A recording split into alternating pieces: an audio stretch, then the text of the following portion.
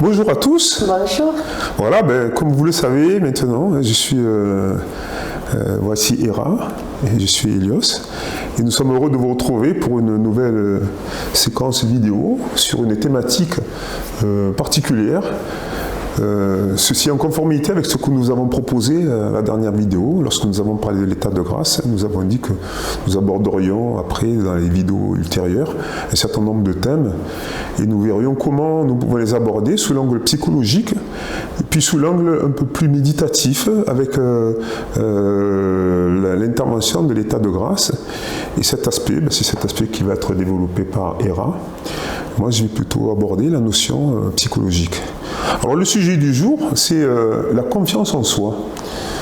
Alors, confiance en soi, c'est une notion déjà sur laquelle on peut se mettre d'accord sur la définition. En tout cas, le sens que moi je donne, que nous donnons, c'est la croyance et la confiance, la croyance que nous avons à la capacité d'agir ou de mettre en œuvre des compétences dans une intention particulière et de faire correctement la chose et d'agir correctement.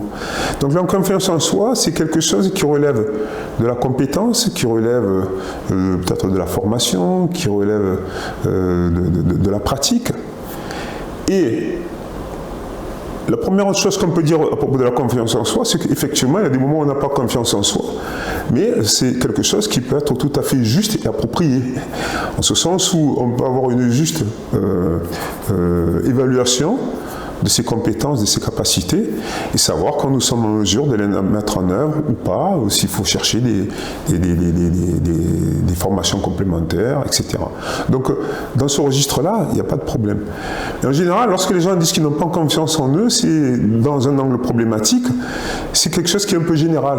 C'est-à-dire que quelle que soit la situation, quel que soit le contexte, aussi, même si c'est dans un domaine où ils ont des compétences, où ils ont déjà réalisé des choses, ils n'ont pas confiance en eux, ils doutent toujours d'eux. Donc là, c'est ce manque de confiance, c'est toujours un doute sur soi, sur la manière en œuvre des compétences, même si ces compétences sont au top et qu'elles sont tout à fait efficaces. Ouais. Ouais. Donc c'est cet aspect-là que nous abordons aujourd'hui. Alors sous l'angle psychologique, ce qu'on peut dire que bien souvent, ce sont des gens qui sont pas qui sont un peu inquiets par rapport au jugement d'autrui sur eux-mêmes. Donc ces gens de gens, quand ils sont souvent inquiets par rapport au jugement d'autrui sur eux-mêmes, c'est que souvent ils ne se sentent pas eux-mêmes auto-validés. Et donc leur bien-être va dépendre du jugement que les gens auront à leur égard. Donc c'est souvent quelque chose qui relève de l'enfance, c'est quelque chose qui relève de la manière dont on s'est construit. Et donc on peut voir des gens comme ça qui sont brillants dans des domaines divers et variés, qui n'ont toujours pas confiance en eux, qui sont toujours stressés, qui ont toujours peur, etc. Et donc l'idée, c'est, quand on fait un travail psychologique, c'est de travailler avec un thérapeute sur justement un peu l'historique et la manière dont on s'est construit pour voir à quel moment le manque de confiance en soi s'est révélé par rapport à des manquements, un manque peut-être de sentiment de légitimité, de se sentir reconnu, de se sentir aimé, consciemment ou inconsciemment. Hein. Et bien souvent, dans l'accompagnement qu'on peut mettre en œuvre pour ces personnes, on va retrouver un peu dans l'histoire des notions sur lesquelles on va travailler. Voilà. Donc cette légitimité, ce besoin de reconnaissance, ce besoin d'amour quelque part, qu'on retrouve bien souvent à l'origine, c'est quelque chose qui va pouvoir être travaillé et qui va pouvoir être corrigé. Et ça va nécessiter un certain nombre de séances et un accompagnement avec bien souvent un résultat efficace. Ça nécessite, comme je disais, un accompagnement, mais on peut aussi travailler dans son indépendance avec certaines méthodes qu'on peut mettre en œuvre tout seul, avec un certain succès. Et c'est ce que maintenant Hera va vous détailler, c'est-à-dire comment, dans le cadre d'une action personnelle, à partir de nos problématiques où on manque de confiance en soi, qu'est-ce qu'on peut faire pour retrouver cette confiance en soi et retrouver cette paix, ce bien-être et cette validation de soi indépendante du jugement d'autrui. Donc la confiance en soi est tout un monde, parce qu'en fait c'est un ressenti qu'on peut ressentir dans toutes sortes de situations. Dès lors qu'on rentre en interaction avec quelqu'un, une personne, voire plusieurs personnes, par moment, pour les personnes en tout cas qui n'ont pas confiance en elles, ils peuvent avoir peur du jugement, de mal faire ou de cafouiller tout simplement. Donc la première chose à faire, c'est déjà de se mettre en méditation, si c'est possible dans le calme, et de chercher l'état de grâce. L'état de grâce, c'est quoi? C'est une vibration d'amour, de paix, de joie et de bienveillance et de bonté qui est dans nos cœurs, mais qui est également dans l'atmosphère. Donc, des premiers temps, on peut imaginer cette vibration haute et puis l'imaginer donc avec son imaginaire, et puis tranquillement la ressentir avec son cœur et avoir vraiment cette reliance au cœur. Et à chaque fois qu'on rentre en échange avec l'autre, si la peur nous paralyse, à ce moment-là, il faut vraiment diriger sa pensée, sa concentration vers cette reliance au cœur, l'amour, la paix, la joie, qu'on a retrouvé déjà dans un moment de calme lors de la méditation. Et c'est ce calme-là qui va laisser venir le mouvement juste et vrai et adéquat par rapport à une situation. Donc c'est vraiment un travail de recentrage. Évidemment que la peur, elle ne va pas disparaître comme par magie, mais elle va se dissiper et doucement, doucement, elle peut disparaître pour laisser place vraiment à cette ouverture et à cet élargissement de conscience. Donc à chaque problématique, j'ai envie de dire, à chaque fois qu'on a la crainte d'ouvrir, de parler, si la crainte de mal faire nous vient, il faut rediriger quelque part sa pensée, sa concentration vers la reliance au cœur, dans laquelle on a semé auparavant, en tout cas on a trouvé auparavant l'amour et le bien-être et cette validation intérieure. Quand tu parles de reliance au cœur, quel est le lien entre cette reliance au cœur et l'état de grâce ? Donc l'état de grâce, c'est une vibration haute, c'est une vibration d'amour, de paix, de joie, de bienveillance. Mais c'est une énergie qui est dans l'atmosphère, mais qui est également dans chaque cœur, dans chaque être humain. Et si on arrive à faire taire son stress mental, cette agitation de surface, et qu'on se mette dans le silence et qu'on essaye de la chercher, on peut la trouver dans son cœur. Pour la chercher, imaginons, je me mets dans une situation de méditation, et là, maintenant, j'ai ma problématique de confiance en moi, et je dis, je vais essayer de me relier à l'état de grâce et de retrouver cette paix intérieure dont tu parles. Il faut faire le calme dans la tête. Moi, le calme, c'est un peu difficile à faire. Je ne sais même pas ce que c'est d'ailleurs, le calme, parce que ça n'a jamais été calme dans ma tête.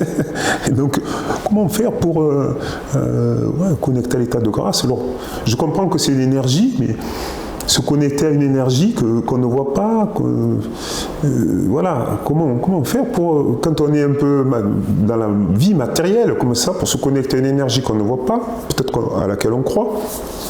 Cette reliance au cœur, mais le cœur, c'est le cœur physique, c'est où le cœur? C'est quel cœur? Alors donc, le ressenti, c'est pas quelque chose de mental, c'est pas quelque chose de palpable, c'est vraiment un ressenti. Donc, il faut vraiment aller avec la sincérité de son cœur, j'ai envie de dire.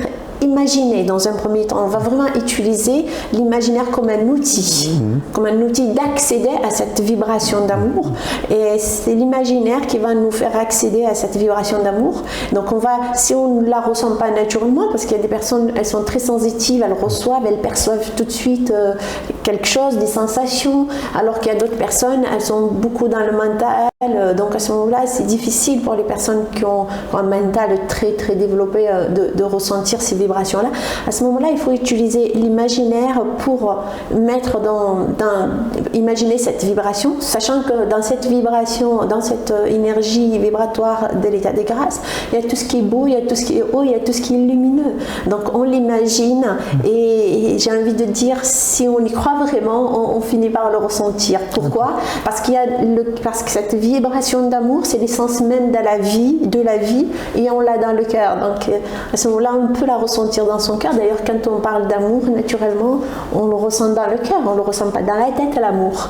Et donc à ce moment-là, on peut enfin ressentir cette vibration d'amour et il faut s'y accrocher. On peut considérer en fait que ce centre d'amour, il existe en tout un chacun, en tout être vivant. Oui. Un enfant qui vit au monde a ça en lui. Oui. Il est nourri par l'amour extérieur qu'il va recevoir, des parents, des proches, etc. Et c'est en étant nourri que lui-même il va se développer. S'il n'est pas bien nourri, il va peut-être pas trop se développer et il va peut-être chercher finalement la reconnaissance sous une forme ou une autre. Ça va générer peut-être une espèce de mal-être.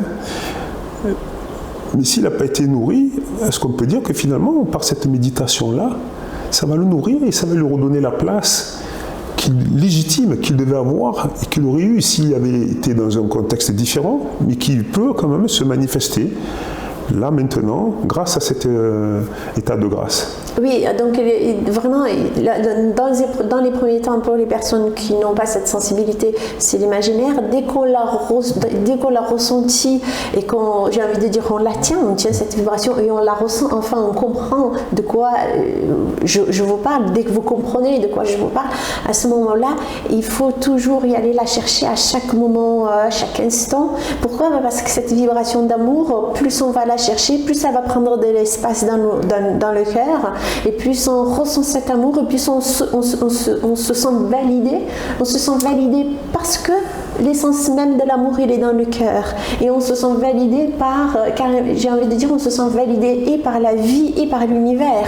Au-delà de l'environnement dans lequel on se trouve, si on n'est pas nourri par l'amour de ses parents, l'amour de son entourage, on est nourri d'abord avant tout par l'amour de cette vibration d'amour qui est l'essence même de la vie. Autrement dit, sitôt que je suis connecté à ça, la problématique de confiance en soi, finalement, c'est quelque chose qui va se dissiper parce qu'elle va laisser place à une espèce d'assurance, de justesse, d'équilibre. En tout cas, elle va laisser place à un calme déjà. C'est extraordinaire de ressentir le calme parce que dans le calme, la paix, elle disparaît, l'angoisse, la peur d'être jugé disparaissent. Et quand il y a le calme, j'ai envie de dire, le calme est accompagné de liberté. Et dans cette liberté-là va émerger le mouvement vrai, le mouvement juste. Donc c'est vraiment un calme qui va amener la paix, par la suite la liberté, par la suite les solutions pour des problématiques du quotidien. Très bien. Eh bien, nous invitons nos auditeurs à mettre en œuvre, s'ils le souhaitent, cette méthode. Et puis n'hésitez pas à nous faire vos commentaires par rapport à ce que vous aurez pu expérimenter. En tout cas, voilà, cette session a été terminée. Merci de votre attention. À très bientôt. À bientôt pour une prochaine vidéo. Au revoir.